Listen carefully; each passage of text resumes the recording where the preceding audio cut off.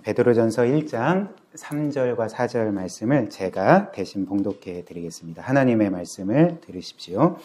우리 주 예수 그리스도의 아버지 하나님을 찬송하리로다.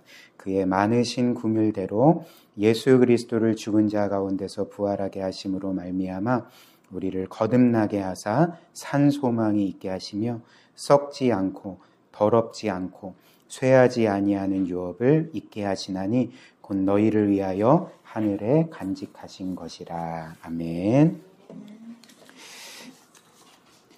말씀드린 것처럼 우리가 금요일마다 이 베드로전서 말씀을 살펴보고 있는데요. 2주 동안 우리가 이 말씀을 통해 그리스도인은 누구인가에 대한 주제를 살펴보았습니다. 그래서 그리스도인은 우리가 1절과 2절 인사말에서 나타나는 것처럼 하나님께 영원전부터 사랑을 받은, 하나님께서 영원전부터 그들을 아시고 사랑하신 자들이라 우리에게 이렇게 알려주고 있죠. 그리고 또 그리스도인은 하나님께서 이렇게 영원전부터 사랑하셨을 뿐만 아니라 택하신 자들입니다. 많고 많은 사람들 중에 우리를 특별히 택하신 거죠. 그 이유는 우리가 다른 사람들보다 훌륭하거나 뭔가 착하거나 선하기 때문이 아니라 아무 조건 없이 전적인 은혜로 우리를 택하셨는데 우리를 구원하시기 위해 택하셨고 그분의 자녀로 삼으시기 위해 택하셨고 또 하나님과 그리스도께 순종하도록 가장 복된 순종의 삶을 살아가게 하도록 우리를 택하셨다 이렇게 말씀을 했습니다. 또 그리스도인의 정체성은 이렇게 하나님께 사랑받고 또 자녀로 택하심 받은 사람들일 뿐만 아니라 이 땅을 나그네로 사는 사람들입니다. 우리가 이 땅을 나그네로 산다는 것은 이 땅이 우리의 본향이 아니고 진짜 집이 아니라는 것을 의미하겠죠. 그렇기 때문에 우리는 이 세상에서 하나님이 주시는 여러 좋은 것들을 누리고 또 그것에 대해 감사하고 또 우리에게 주신 하나님의 그 사명을 따라 살아가야 하겠지만 그러나 늘 우리가 기억해야 될 것은 이 세상이 마치 우리에게 전부인 것처럼 이 세상이 우리에게 끝인 것처럼 살면 안 된다는 거죠. 이 세상은 우리에게 결코 궁극적인 만족과 평안함을 줄 수 없습니다. 그리고 우리에게 궁극적인 안식을 줄 수가 없습니다. 성경 말씀처럼 이 세상에 누구든지 그의 인생은 수고와 슬픔뿐인 거죠.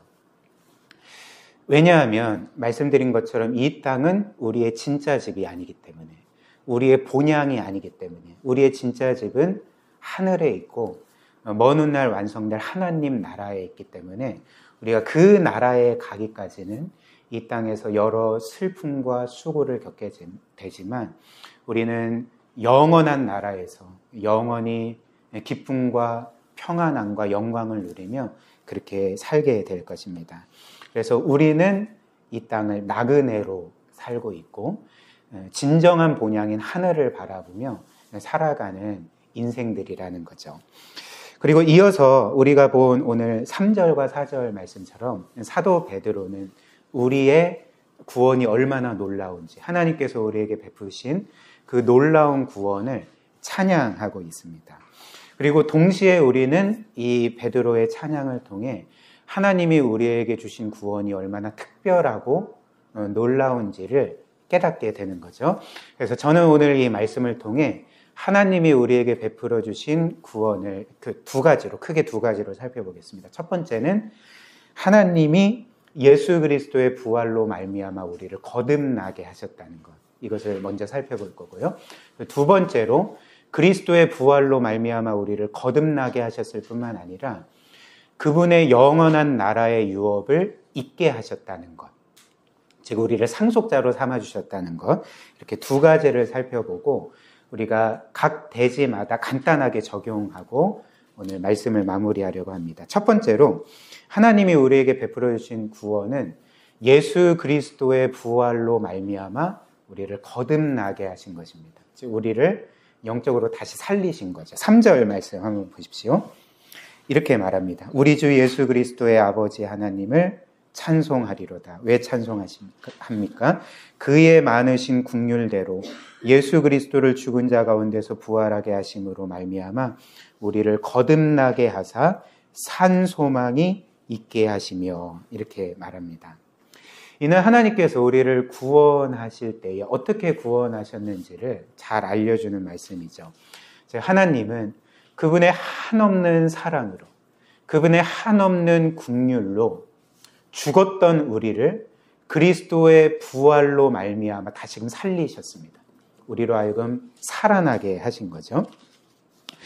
그런데 여기에서 우리가 눈여겨볼 점이 있습니다. 그것은 하나님께서 우리를 거듭나게 하셨다라고 할 때 오늘 말씀처럼 그리스도를 죽은 자 가운데 살리심으로 말미암아 우리를 거듭나게 하셨다, 다시 살리셨다 이렇게 말씀을 하는 거죠. 이 말씀에서 우리가 확인할 수 있는 바가 무엇입니까? 예수 그리스도의 부활과 우리의 거듭남이 뭔가 연관되어 있음을, 연결되어 있음을 우리가 알게 되는 것입니다. 그리고 정확히 말하면 하나님이 우리를 거듭나게 하실 때 예수 그리스도의 부활을 근거로 해서 우리를 거듭나게 하셨다는 것을 우리가 이 말씀을 통해 확인하게 되는 거죠. 그렇다면 예수님이 죽은 자 가운데서 다시금 살아나신 것이 우리가 다시금 살아난 것과 무슨 관련이 있을까? 예수 그리스도의 부활이 왜 우리의 거듭남의 근거가 될까? 이것을 살펴보기 위해 우리가 알기 위해서는 성경이 우리에게 알려주는 죄로 인해 죽은 우리의 상태에 대해서 조금 더 알 필요가 있습니다.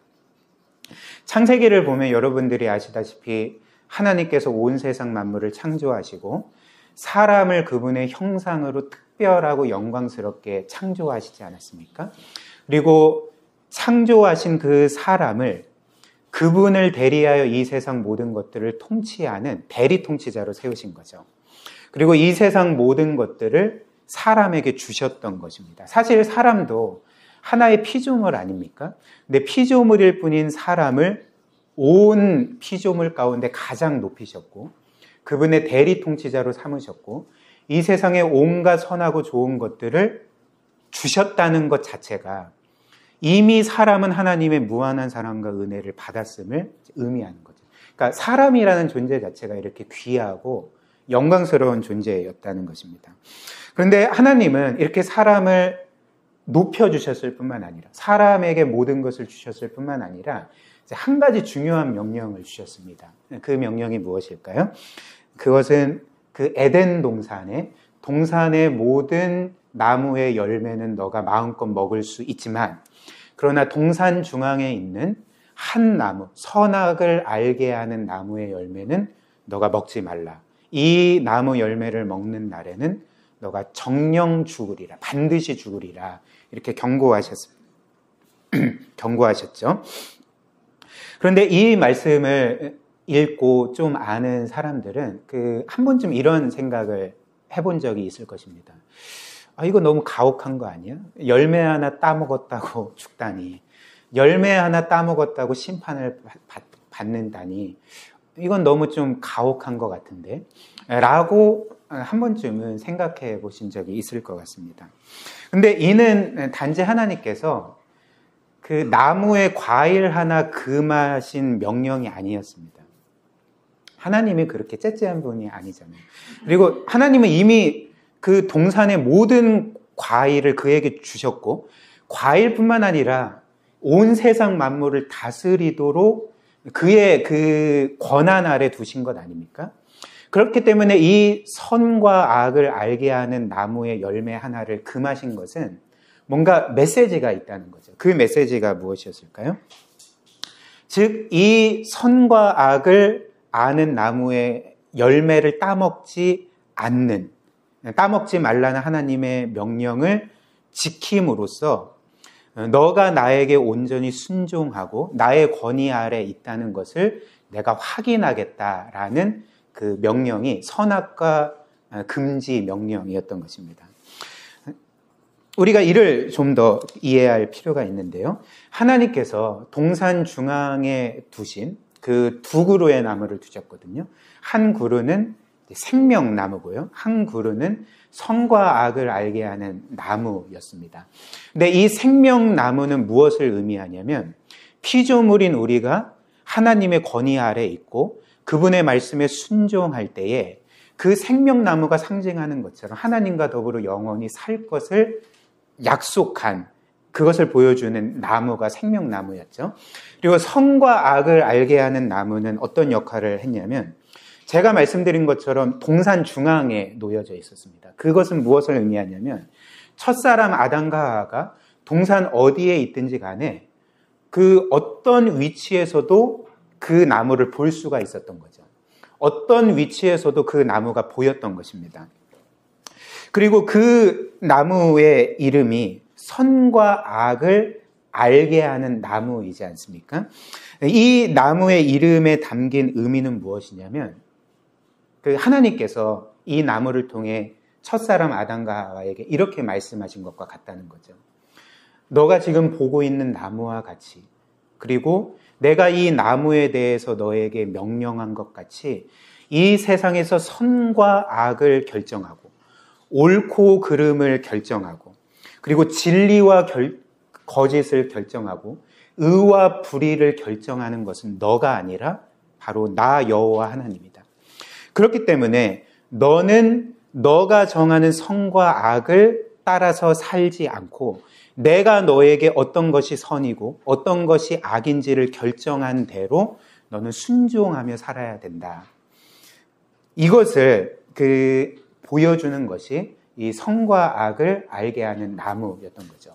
그렇다면 피조물인 사람이 하나님의 명령을 어기고 그 선악과 열매를 따먹은 것은 이제 무엇을 의미할까요?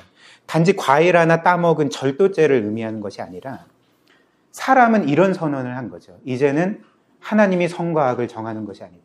내가 선과 악을 정할 거고 내가 옳고 그름을 정할 거고 이제는 내가 나의 유익이 되는 것을 하나님이 정하는 것이 아니라 내가 정하면 내 뜻대로 살겠다라는 독립선언이었고 그것은 선과 악을 결정하고 그대로 통치하시는 만왕의 왕이신 하나님께 반역한 그 죄였다는 것입니다. 그리고 이는 사탄의 유혹에서도 알 수가 있는데요. 그 뱀으로 변한 사탄이 첫사랑 아담과 하와를 어떻게 유혹했겠습니까? 이 선과 악을 알게 하는 나무 열매와 관련해서 이 나무 열매를 먹으면 너가 하나님처럼 된다. 무슨 말일까요? 이 열매를 먹으면 너가 하나님처럼 선과 악을 결정하는 주권자가 된다. 그렇기 때문에 너는 이제 하나님의 명령 아래 그분께 순종하지 않아도 되고 너가 하나님처럼 왕처럼 살아갈 수 있다라고 유혹을 하지 않았습니까? 그리고 불행하게도 사람은 이 사탄의 유혹에 마음을 다해서 동조했던 거죠. 그래서 이 열매를 따먹고 죄를 짓고 타락하게 된 것입니다. 그래서 어떻게 됐을까요? 하나님은 그 피조물일 뿐인 사람이 창조주인 하나님께 반역했을 때 이들을 에덴 동산에서 쫓아내셨고요. 그리고 이 세상 자체가 이제 죄의 저주와 그 고통 가운데 놓이게 되었던 거죠. 그리고 하나님께서 경고하신 대로 이제 모든 사람은 죽음의 권세 아래 그 죽음의 형벌을 받게 되었던 것입니다. 그래서 이 죽음이라는 것은 먼 훗날 우리가 단지 우리의 명이 끊기는 것뿐만 아니라 사실 우리는 지금도 서서히 죽어가고 있는 것이거든요. 우리의 육신의 연약함과 질병 또한 이 죽음이라는 병의 증상일 뿐이고 우리는 어찌됐든지 간에 결국에는 죽게 되어 있습니다. 그리고 이 세상의 죽음이라는 것은 사실 한 사람이 경험할 수 있는 가장 큰 비극이 아니겠습니까? 가장 큰 슬픔이지 않겠습니까? 고통인 거죠. 그리고 죽음 자체는 당사자에게만 고통과 비극일 뿐만 아니라 그를 사랑하는 가족에게도 비극이고 큰 고통을 안겨주는 것이 아니겠습니까? 그런데 이제 사람이 겪는 죽음은 사실 육체의 죽음만이 아니라는 거죠. 사람은 죄의 결과로 죄의 형벌을 받아 죽게 되었지만 그의 육체만 죽는 것이 아니라 죄로 인해서 영적으로 죽은 상태로 이 세상에 태어나게 된다는 것입니다. 그래서 에베소서 2장 1절 말씀 제가 적어드렸죠. 한번 보십시오. 이렇게 말합니다. 그는 즉 예수 그리스도는 허물과 죄로 죽었던 너희를 살리셨도다. 이렇게 말씀을 합니다. 여기에서 우리의 상태, 죄와 허물로 죽어 있는 우리의 상태는 이제 육체가 죽었다는 의미는 아닐 것입니다. 왜냐하면 이 말씀을 듣는 많은 사람들은 살아있으니까 이 말씀을 듣는 것 아닙니까? 그러니까 여전히 우리는 죄의 결과로 죽긴 하겠지만, 형벌을 받아 죽긴 하겠지만, 그럼에도 하나님은 자비하셔서 죄를 지은 모든 사람들을 곧바로 죽이시지 아니하시고 유예해 주신 거죠. 그러나 그럼에도 불구하고 죄로 인해서 우리의 영혼은 곧바로 죽게 되었습니다. 모든 사람들이 이 세상에 태어날 때 영적으로는 죽은 상태로 태어나게 된다는 거죠. 그렇다면 그 성경이 말하는 영적으로 죽은 상태는 도대체 뭔가? 나는 이렇게 살아있는데 활동도 하고 생각도 하고 뭔가 느끼기도 하고 의지를 갖고 뭔가를 계획하고 실행하기도 하는데 영적으로 죽었다는 것은 무엇을 의미할까? 길게 설명해 드릴 수는 없지만 핵심만 말씀드리자면 죄와 허물로 인해 영적으로 죽은 것은 그가 하나님에 대해서 그리고 영적인 것에 대해서 어떤 생명력 있는 반응도 할 수 없는 상태, 어떤 자각도 할 수 없고 어떤 반응도 할 수 없는 상태를 가리켜 죄와 허물로 인해서 죽은 상태다. 성경은 우리에게 이렇게 알려주고 있습니다. 그래서 마치 죽은 몸이 외부의 반응에 대해서 어떤 그 생명력 있는 반응도 할 수 없고 어떤 행동도 할 수 없는 것처럼 죄로 인해서 영적으로 죽은 사람은 하나님에 대해서, 그분의 진리에 대해서, 그리고 영적인 모든 것에 대해서 어떤 생명력 있는 반응도 할 수가 없게 되는 거죠. 그래서 그 사람은 하나님을 알 수도 없고요. 그 하나님을 믿을 수도 없고요. 그 하나님을 사랑할 수도 없고 기뻐할 수도 없고 예배할 수도 없게 되는 것입니다. 오히려 그 사람은 하나님께 대해서 거부감을 갖게 되고요. 그리고 하나님이 아닌 자신이 인생의 주인이라 왕이라 생각을 하고 하나님을 거스르며 살아가는 것이 성경이 말하는 죄로 인해 영적으로 죽은 상태인 것이죠.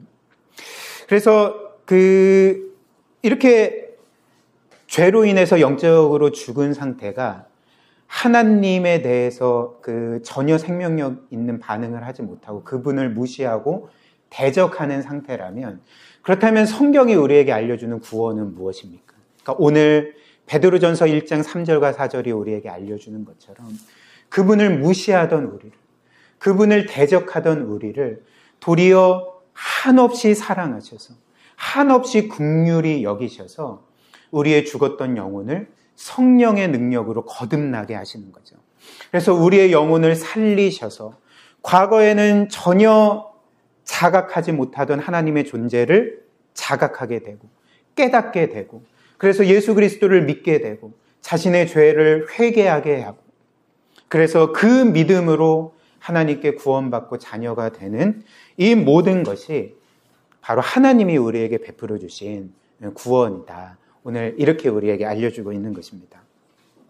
그런데 이제 우리가 본 것처럼 오늘 본문 말씀 3절 말씀은 하나님께서 이처럼 우리를 거듭나게 하실 때, 우리의 영혼을 다시금 살리실 때에 예수 그리스도를 죽은 자 가운데 살리심으로 말미암아 우리를 그렇게 살리셨다 말씀을 하는 거죠.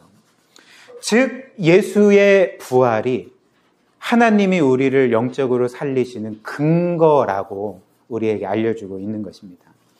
그렇다면 예수님의 부활이 우리의 영적으로 다시금 살아나는 거듭남의 근거가 되는 것은 무슨 의미일까? 그 이유는 성경에 따르면 이 예수 그리스도의 부활은 단지 그분이 죽었다가 다시금 살아나신 사건일 뿐만 아니라 그것에 담긴 의미가 있습니다. 그것이 우리에게 선언해 주는 바가 있습니다. 그것이 무엇이냐면 예수님께서 우리를 대표로 하여 행하신 모든 순종과 그분이 완성하신 구원이 바로 하나님이 보시기에 충분하고, 그래서 하나님이 이 모든 것들을 인정하심으로써 예수 그리스도를 다시금 살리신 사건이 바로 예수 그리스도의 부활이라는 것입니다. 이를 좀 쉽게 예를 들어서 한번 설명을 해드리겠습니다. 여러분들은 한번 이런 상상을 해보시면 좋을 것 같습니다. 우리 모두가 예수 그리스도를 믿고 구원을 받았지만, 그런데 예수 그리스도가 없다면, 우리가 예수 그리스도의 구원이 아니어도 우리 스스로 구원을 받기 위해서는 어떻게 해야 될까 한번 생각을 해보십시오. 이렇게 우리가 그리스도 없이 구원을 받으려면 어떻게 해야 될까요? 그러니까 원리적으로는 답은 간단합니다. 우리가 그리스도 없이 구원을 받으려면 그리스도께서 우리를 위해 행하신 모든 일을 우리가 대신 행하면 되는 거죠. 그렇다면 예수님이 우리를 대표로 하여 우리를 위해 이루신 구원의 내용이 무엇일까요? 일단 우리의 모든 죄를 그분이 대신 짊어지시고 십자가에 못 박혀 죽으심으로 우리의 모든 죄값을 치르신 거죠. 그리고 우리가 순종하기에 실패한 하나님의 모든 말씀을 완벽하게 순종하심으로써 우리가 하나님께 온전히 받아들여지게 하신 것 아닙니까? 그러니까 이것을 그리스도의 도우심 없이 그냥 우리 스스로 다 행하면 우리는 우리의 힘으로 구원을 받을 수가 있게 되는 거죠. 그래서 성경에 따르면 한 사람이 구원받기 위해서는 하나님의 말씀이 우리에게 요구하는 모든 것들을 우리가 지키면 되거든요. 그러니까 완벽하게 순종하면 됩니다. 그래서 하나님의 말씀이 우리에게 요구하는 바가 무엇일까요? 제가 적어드린 레위기 18장 5절 말씀 한번 보십시오. 율법이 우리에게 요구하는 바를 이렇게 말씀을 합니다. 너희는 내 규례와 법도를 지키라. 사람이 이를 행하면 그로 말미암아 살리라. 나는 여호와니라. 여호와 하나님이 지금 뭐라고 말씀합니까? 내가 너에게 준 모든 나의 법과 규례와 법도와 나의 모든 말을 지켜라. 온전히 지키면 너가 그로 말미암아 살리라. 여기에서 살리라는 것은 너가 구원을 받을 거다라는 말과 이제 똑같은 말이겠죠. 그래서 하나님의 율법이 우리에게 요구하는 것은 제가 말씀드린 것처럼 그 법을 완벽하게 지키는 것이고 그 법을 어길 시에는 그에 따른 형벌을 받아서 죄값을 치르는 것입니다. 그러니까 순종과 그것을 어길 시 죄값을 치르는 것이 하나님의 율법이 우리에게 요구하는 바라는 거죠. 따라서 우리는 그리스도 없이 우리 스스로 구원을 받으려면 일단 우리의 죄 때문에 받아야 될 하나님의 그 진노와 우리가 그 구원 없이 죽게 된다면 지옥에서 영원토록 받아야 될 그 무한한 형벌을 우리가 온전하게 남김없이 감당함으로 우리의 죄값을 치르면 되고요. 일단은. 그리고 더 나아가 우리가 순종하지 않은 실패했던 하나님의 모든 말씀들을 완벽하게 지키면 됩니다. 그러면 우리는 구원을 받을 수가 있는 거죠. 그런데 이제 문제가 있지 않습니까? 무슨 문제일까요? 우리는 그렇게 할 수가 없다는 거죠. 우리는 우리의 죄로 인해 반드시 받아야 될 영원하고 무한한 형벌을 감당할 수 없는 자들이고요.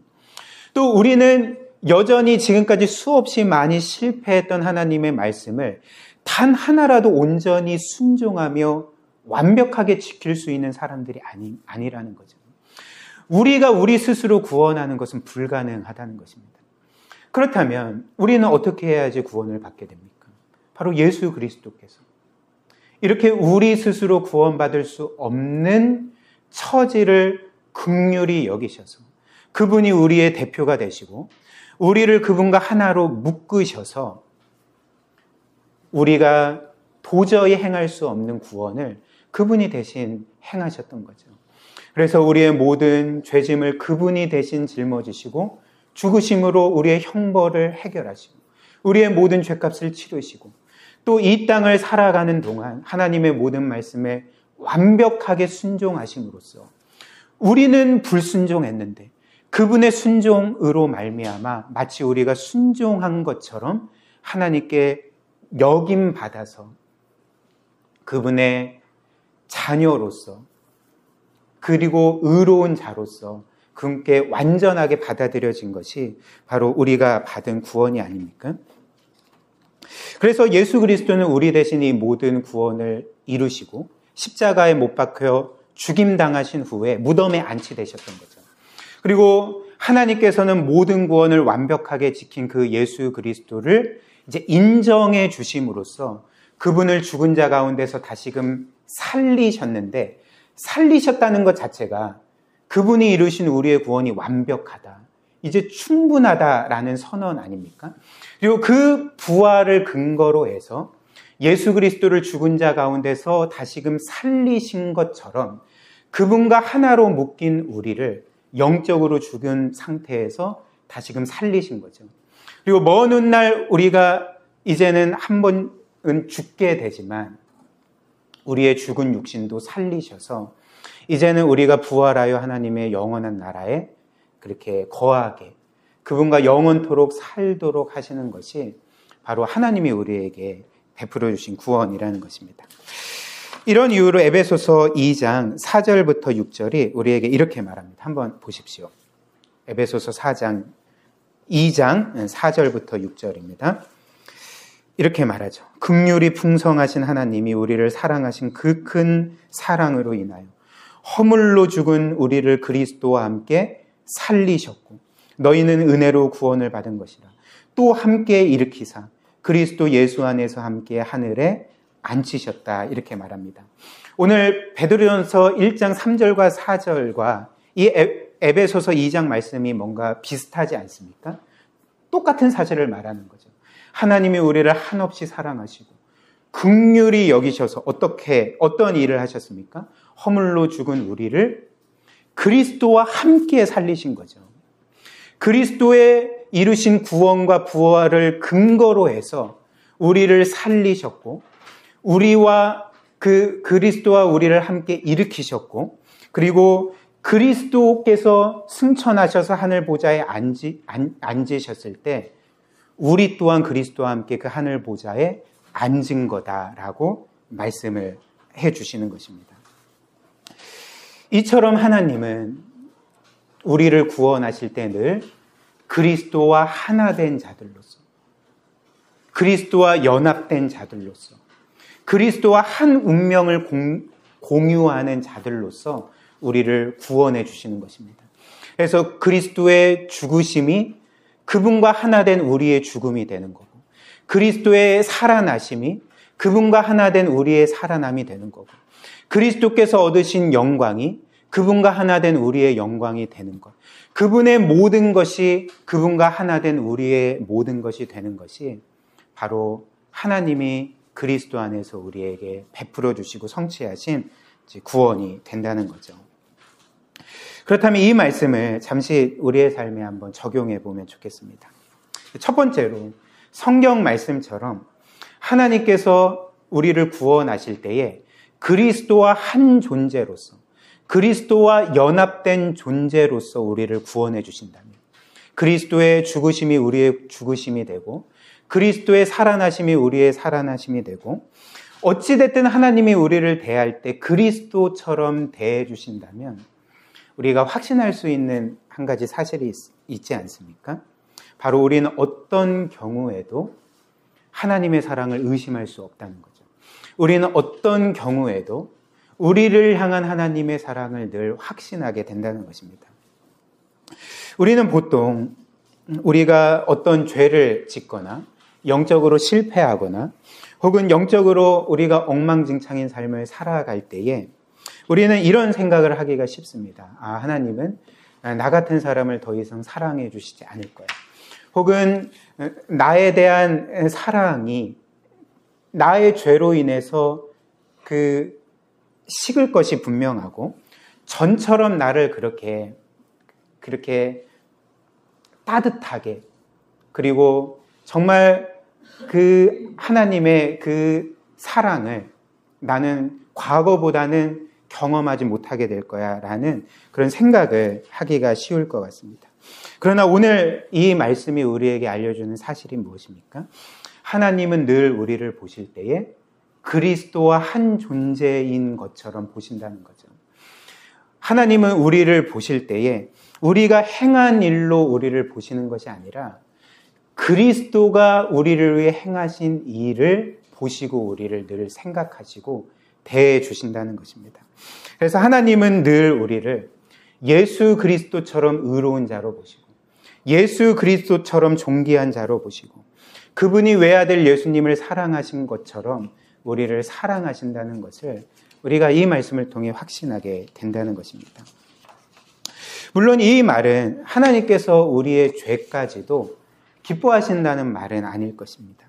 그리고 우리의 죄까지도 용납해 주신다는 말은 아닐 것입니다.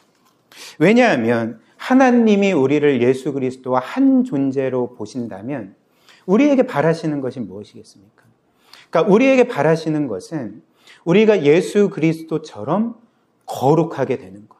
우리가 예수 그리스도처럼 그분의 뜻을 따라 살아가는 것을 우리에게 원하시지 않겠습니까? 그렇기 때문에 우리가 죄를 지을 때 하나님은 여전히 예수님을 사랑하시는 것처럼 우리를 사랑하시지만 그 사랑 때문에 도리어 죄에 대해서 마음 아파하시고 우리의 죄를 미워하시고 그리고 그 사랑 때문에 우리가 더 예수 그리스도를 닮은 거룩한 사람으로서 살아가기를 누구보다도 원하시게 된다는 것입니다. 그리고 이 때문에 우리에게 끊임없이 죄를 회개하라 명하시고 죄를 버리라 명하시고 우리에게 거룩을 끊임없이 명령하신다는 것입니다. 그리고 우리를 정말 변화시키는 것은 이런 하나님의 사랑인 거죠. 우리를 변화시키는 것은 하나님의 어떤 진노가 아니고 어떤 협박이 아니고 위협이 아니라 우리를 진정으로 변화시키는 것은 하나님의 이런 끝없는 사랑.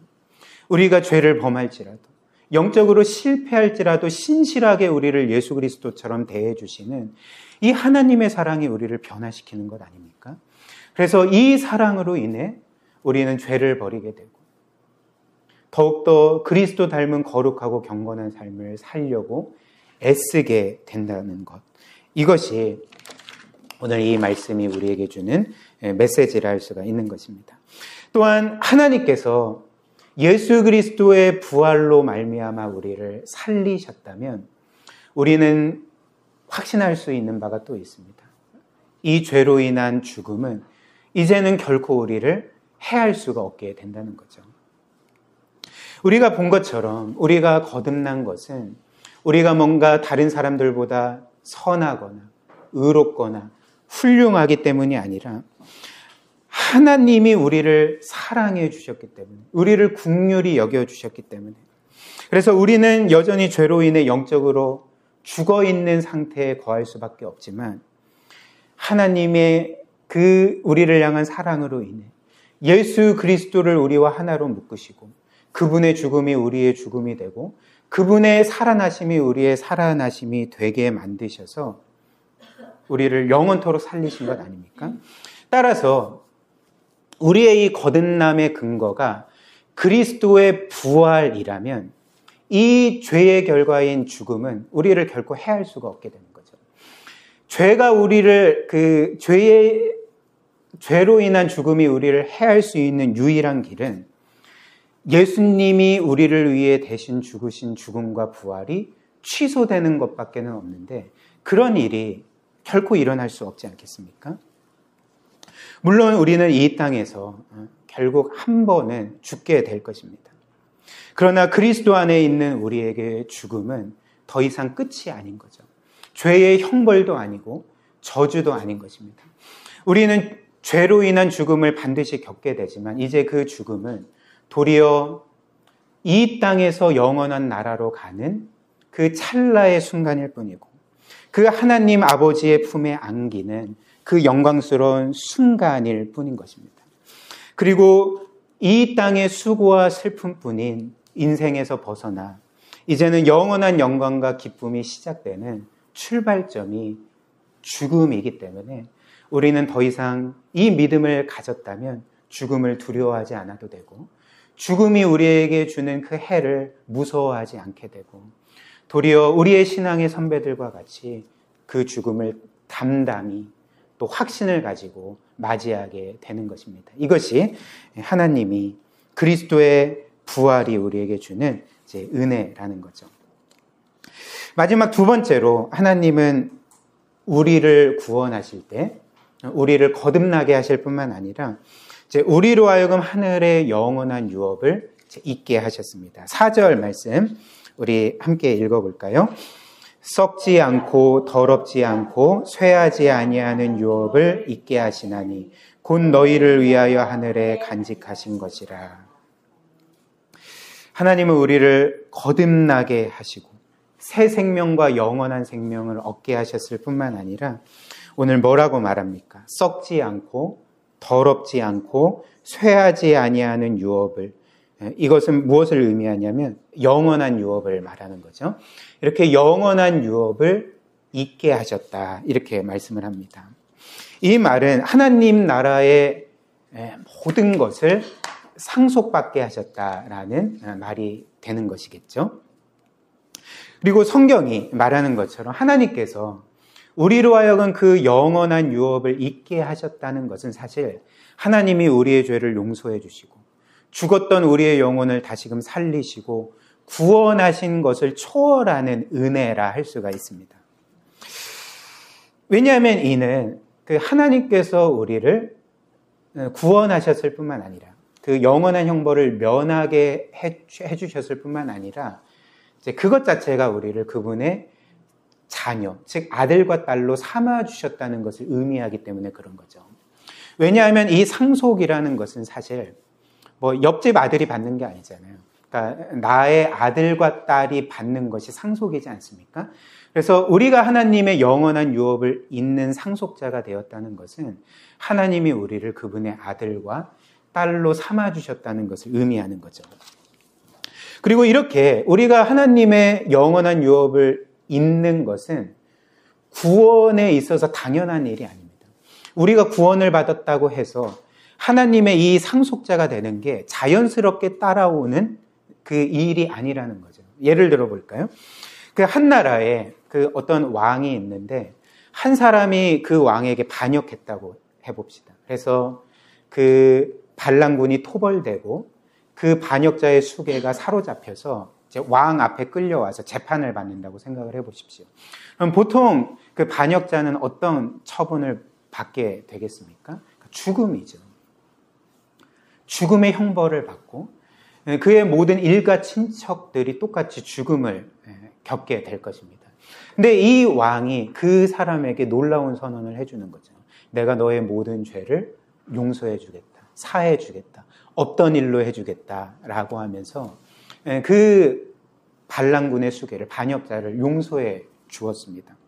근데 이 왕이 더 나아가서 이 죄인에게 이렇게 선언해 주었다고 해봅시다. 이 죄인의 모든 죄를 용서해 줄 뿐만 아니라 이제 내가 너를 나의 아들로 삼아주겠다. 그래서 나의 온 나라와 내가 가진 모든 것들을 이 유업을 너로 말미암아 있게 하겠다라고 말해 주었다면 어떨까요? 사실 이는 허무맹랑한 이야기입니다. 이는 이런 동화조차도 이 세상에 없고요. 너무나도 개연성 없는 허무맹랑한 이야기이기 때문에 누군가 이런 동화나 소설을 쓰면 아마 형편없는 이야기로 취급할 것입니다. 그런데 오늘 성경이 우리에게 말하고 있는 바가 무엇일까요? 이렇게 허무맹랑하고 말도 안 되고 개연성 없는 이 일을 하나님이 우리에게 행하셨다는 거죠. 그분의 원수였던 우리의 모든 죄를 용서해 주셨을 뿐만 아니라 그리고 죄가 분명한데도 우리를 의롭다 선언해 주셨을 뿐만 아니라 우리 한 사람 한 사람을 그분의 영원한 나라의 모든 것을 유업으로 있는 자녀요 상속자로 삼아주셨다는 것. 이것이 성경이 우리에게 알려주는 우리가 지금 현재 받은 누리고 있는 구원이라 이렇게 선언해주고 있지 않습니까? 어떻게 이런 일이 가능할까요? 어떻게 우리는 이런 사랑을 받을 수가 있겠습니까? 이 일은 하나님의 사랑이 아니라면 도저히 설명할 수 없는 일이라는 거죠. 오늘 말씀처럼 하나님이 한없이 우리를 사랑하셨기 때문에 한없이 우리를 긍휼히 여기셨기 때문에 이 세상 어떤 사랑도 비할 수 없는 이 세상 어떤 사랑도 담을 수 없는 그 무한한 사랑으로 우리를 사랑하셨기 때문에 우리 인생으로는 도저히 이해할 수도 없고 우리 인생의 지성으로는 허무맹랑한 이야기로 들리는 그 일을 하나님은 우리에게 행하셨고 그토록 우리를 사랑하심으로 그분의 자녀로 삼아주셨다는 것, 이것 외에는 다른 답을 우리가 발견할 수가 없는 것입니다.